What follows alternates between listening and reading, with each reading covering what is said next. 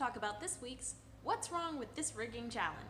A quick note that while many of you mentioned the wire rope clips in the images, we'll have to talk about those in another video. So let's talk about these trim chains. In this first image, there are two main things that stand out. First, the shackles are not moused. This means that the shackle pins have not been secured from loosening over time. And second is the presence of safety bolts. While the use of these bolts used to be common practice, they are no longer standard or acceptable for use with trim chain. Our second image shows a chain applied in a single load path.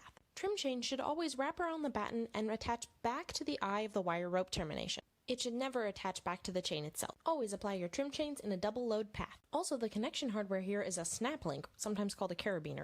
These are not load rated and shouldn't be used for connection hardware. This third image is a doozy. The chain should wrap 1.5 times around the batten. It should connect back to the eye of the wire rope termination with load rated connection hardware. But here the only thing holding that chain together is that tiny little bolt. And bolts shouldn't be used with chain anyway. #scary.